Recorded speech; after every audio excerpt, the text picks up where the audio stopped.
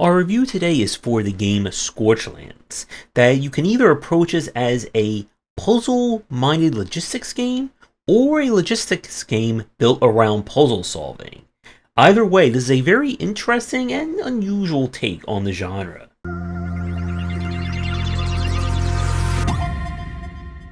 Scorchlands release kind of snuck up on me coming out in 2024, not realizing it. This has been a game I've been keeping an eye on since we tried out the demo a long time ago. We are part of a kind of bird people species who have taken upon themselves to try and colonize the moon. And in order to do so, we are going to have to move lots of resources around and construct a bunch of colonies to do so. The structure of this one is quite unusual. The closest comparison I would say would be something like Anno 2205, specifically that Anno, which was more of a kind of campaign rather than just a more sandbox logistics style of some of their other titles. To wit, your mission is to build up colonies to gather, produce, and refine the resources that you need to then terraform the land. Each biome comes with it its own set of resources. And as you can probably guess, you're going to need to move and shift resources around in order to refine them into what you need in order to move forward. Now, there is no resource gathering per se in Scorchlands. It goes with just a strict supply and demand. If you produce 10 stone and you need 8 stone, you will always be at a 2 positive. If it's the reverse, you'll be at a 2 negative. And this is done in order to basically keep everything stabilized and very straightforward. Resources can be, again, collected and refined in your colonies, and the border of your colonies represent what you can interact with and where you can build. Now, this can be upgraded. I'll come back to upgrades in a second. As you construct your resources, in order to move them around, you construct lasers, as all transport is done through laser technology. And part of the puzzle solving of this game is how do you move resources around when there are mountains, forests, lava, and more blocking your colonies. You'll have to set up kind of satellite colonies and catapult mirrors in order to reflect the transport laser around. And then this game turns into a mirror reflecting puzzle for some time. Once you got your resources set up, specifically the essence, you will need to send it to your primary spire, which is used for terraforming. When you terraform one biome over another, it overwrites all the resources there. So if you're not careful, you can delete resources that you were using in a colony set out over in one spot. Now, to get more territory, Scorchlands turns into a mini combat puzzle to add even more to this loop.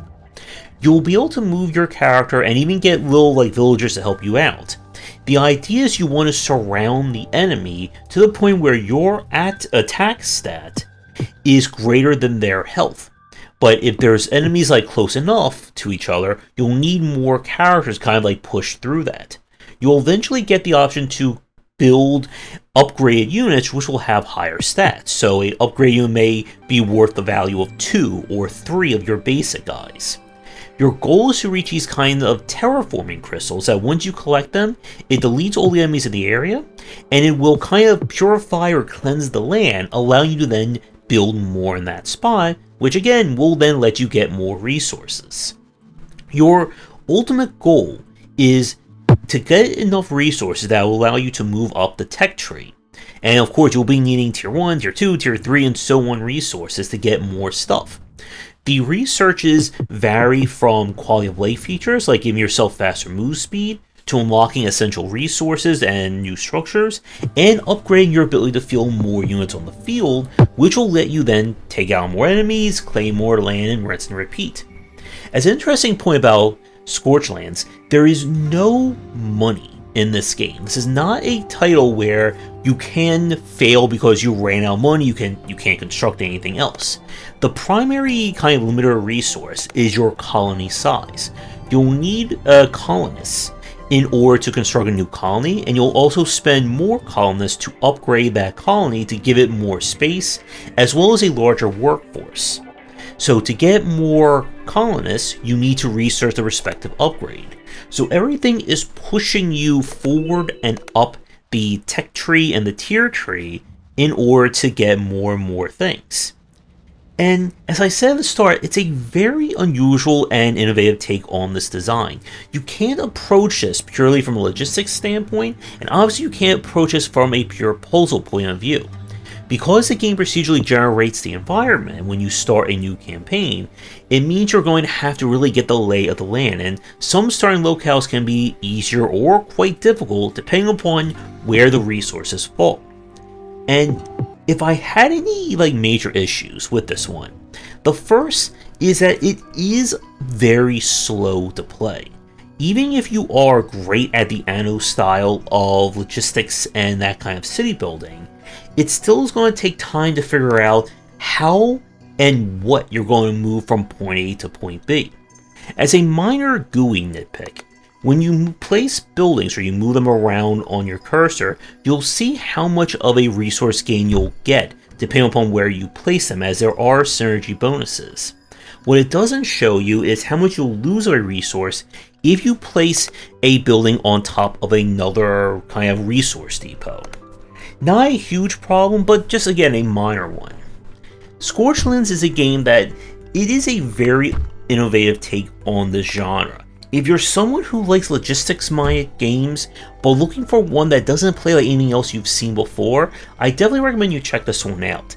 This is going to be one of those games that's going to be very polarizing. You're either going to really hate what this game is trying to make you do, or you're going to fall in love with it. So I would give this a recommendation if you are someone who's always on the lookout for a new or different take on this design. And with that, Scorchlands was played with a press key provided by the developer. Let me take a your game for a future stream and video. It doesn't have to involve logistics, birds, or the moon. Please reach out. If you did play this one, I'm curious what you think about it, as again, I can see a lot of people either really loving this or bouncing off of it within a few minutes. And with that, thanks for tuning in, and I will see everyone in the next video. Thanks for watching, and a special thank you to our Patreon supporters. If you enjoyed the video, do the YouTubing stuff, be sure to visit our Discord and Patreon, and if you're interested in more in my thoughts on design, check out my game design books.